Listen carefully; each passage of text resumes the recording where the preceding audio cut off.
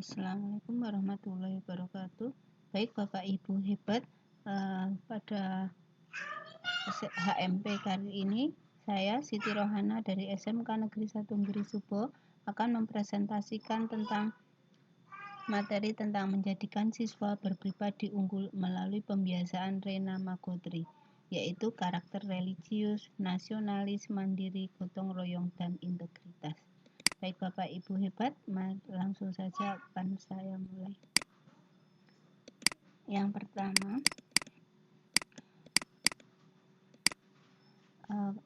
sebelum saya mempresentasikan lebih lanjut, perlu saya sajikan tentang latar belakang perlunya pembiasaan Rena Magotri, yaitu satu, kondisi moral atau akhlak generasi muda yang rusak atau hancur, seperti contohnya seks bebas di kalangan remaja, peredaran narkoba, tawuran, pelajar, peredaran foto dan video porno.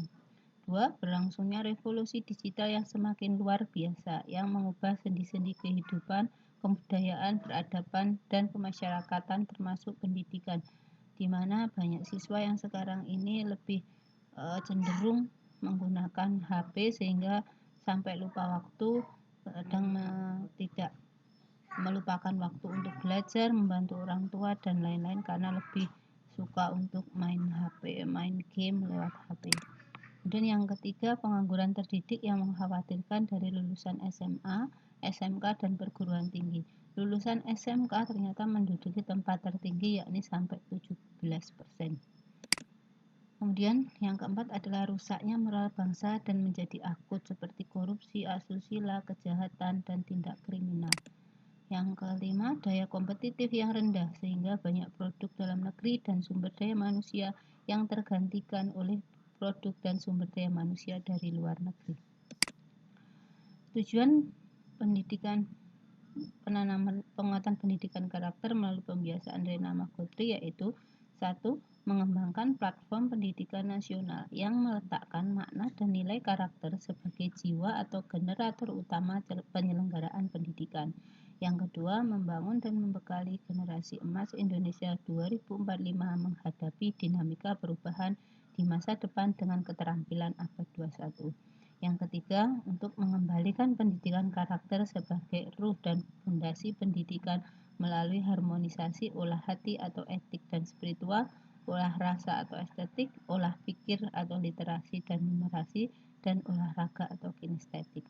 Yang keempat, merevitalisasi dan memperkuat kapasitas ekosistem pendidikan seperti kepala sekolah, guru, siswa, pengawas, dan komite sekolah untuk mendukung perluasan implementasi pendidikan karakter. Yang kelima, membangun jejaring pelibatan masyarakat atau publik sebagai sumber-sumber belajar di dalam dan di luar sekolah. Yang keenam, melestarikan kebudayaan dan jati diri bangsa Indonesia dalam mendukung Gerakan Nasional Revolusi Mental atau GNRM. Selanjutnya, penguatan pendidikan karakter sendiri atau PPK terdiri dari nilai-nilai religius, nasionalis, mandiri, gotong royong, integritas. Di mana kalau kelima PPK itu dijadikan tradisi sekolah atau kebiasaan di sekolah, maka akan membentuk karakter siswa sehingga akan mempengaruhi perilaku individu atau perilaku siswa. Selanjutnya, 5 karakter bangsa atau Rena Magotri yaitu 1. Religius. Pengertian, nilai karakter religius mencerminkan keberimanan terhadap Tuhan Yang Maha Esa yang diwujudkan dalam perilaku melaksanakan ajaran agama dan kepercayaan yang dianut, menghargai perbedaan agama, menjunjung tinggi sikap toleran terhadap pelaksanaan ibadah agama dan kepercayaan lain, hidup rukun dan damai dengan pemeluk agama lain. Nilai subnilainya terdiri dari cinta damai, toleransi, menghargai perbedaan agama dan kepercayaan, teguh pendirian, percaya diri, kerjasama antar pemeluk agama dan kepercayaan, anti bully dan kekerasan, dan lain-lain. Kemudian yang kedua adalah nasionalis. Pengertiannya yaitu nilai karakter nasionalis merupakan cara berpikir, bersikap, dan berbuat yang menunjukkan kesetiaan, kepedulian, dan penghargaan yang tinggi terhadap bahasa, lingkungan fisik, sosial, budaya, ekonomi, dan politik bangsa, menempatkan kepentingan bangsa dan negara di atas kepentingan diri dan kelompoknya. Subnilainya terdiri dari apresiasi budaya bangsa sendiri, menjaga kekayaan budaya bangsa, rela berkorban, unggul dan berprestasi, cinta tanah air dan menjaga lingkungan, taat hukum, disiplin, menghormati keragaman budaya, suku, dan agama. Yang ketiga adalah nilai mandiri, yaitu sikap dan perilaku tidak tergantung pada orang lain dan mempergunakan segala tenaga, pikiran, waktu untuk merealisasikan harapan, mimpi, dan cita-cita. Subnilainya terdiri dari etos kerja atau kerja keras, tangguh, tahan banting, daya juang, profesional, kreatif, keberanian, dan menjadi pembelajar sepanjang hayat. Yang keempat adalah nilai gotong royong, yaitu tindakan menghargai semangat kerjasama dan bahu-membahu menyelesaikan persoalan bersama, menjalin komunikasi dan persahabatan, memberi bantuan atau pertolongan kepada orang yang membutuhkan. Subnilainya terdiri dari tindakan menghargai semangat kerjasama dan bahu-membahu menyelesaikan persoalan secara bersama-sama, menjalin komunikasi dan persahabatan, memberi bantuan atau pertolongan pada orang-orang yang membutuhkan.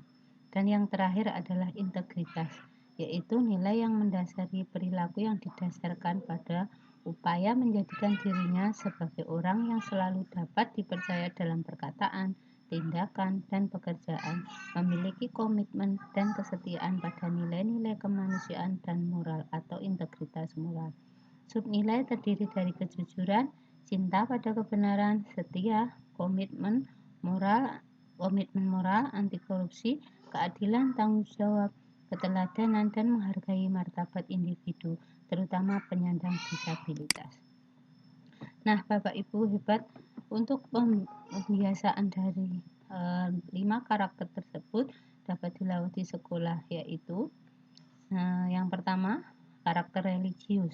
Contoh pembiasaan yang bisa dilakukan di sekolah adalah 1. 5S atau senyum, sapa, salam, sopan, dan santun. Tentunya hal ini sudah banyak dilakukan di sekolah Bapak Ibu semua. Yang selanjutnya adalah sholat wajib, zuhur, dan asar, dan sholat Jumat di sekolah.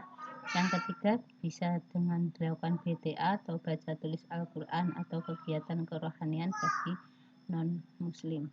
Yang keempat, pengajian atau kegiatan kerohanian bisa 1 bulan sekali. Yang kelima, peringatan hari-hari besar keagamaan. Keenam, lomba-lomba bidang keagamaan. Dan yang terakhir, bazar amal. Yang kedua, nilai nasional, karakter nasionalisme. Contoh pembiasaan yang bisa dilakukan di sekolah, misalnya 1. Upacara bendera hari Senin. 2. Menyanyikan lagu Indonesia Raya 3 stansa setiap pagi. 3. Memutar lagu-lagu daerah di saat-saat tertentu, misalnya saat istirahat atau saat-saat jam tidak efektif. Yang keempat, gerakan setiba, yaitu seminggu 3 bahasa, bahasa Indonesia, bahasa Jawa, dan bahasa Inggris. Yang kelima, memajang foto-foto presiden dan foto pahlawan di setiap kelas serta membuat ringkasan biografi. Yang keenam, membuat yel-yel sekolah dilombakan dan dilakukan saat-saat tertentu.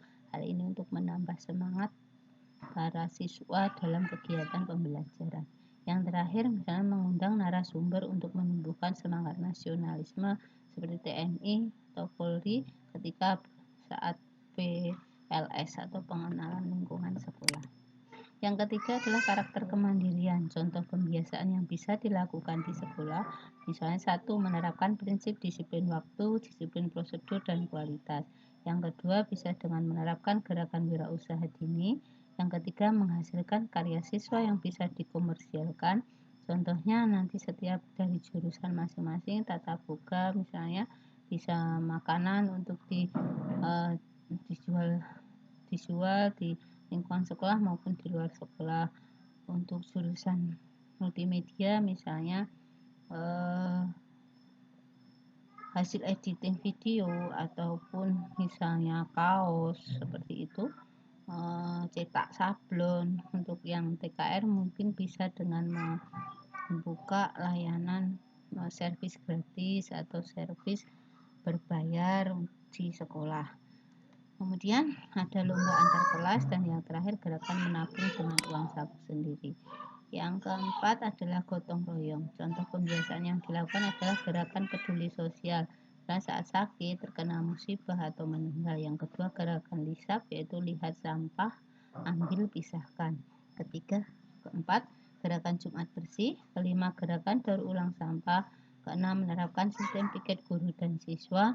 Ketujuh gerakan bersih pantai, karena sekolah kami dekat pantai. Yang terakhir adalah gerakan peduli korban corona masyarakat sekitar sekolah. Hal ini dilakukan dengan cara iuran sukarela untuk guru-guru dan karyawan, kemudian dibagikan kepada siswa atau masyarakat lingkungan sekolah yang membutuhkan. Yang kelima terakhir adalah integritas. Untuk pembiasaan yang dilakukan misalnya dengan menyediakan kotak curhat, guru dan tenaga pendidikan datang lebih awal. Yang kedua menyediakan kotak curhat. Yang ketiga menerapkan rasa cinta terhadap produk sendiri atau produk daerah negara sendiri. Yang keempat menerapkan program duta keteladanan, misalnya student of the month, teacher of the month, atau TU of the month. Ini nanti diumumkan setiap hari Senin dan sebulan sekali atau triwulan sekali.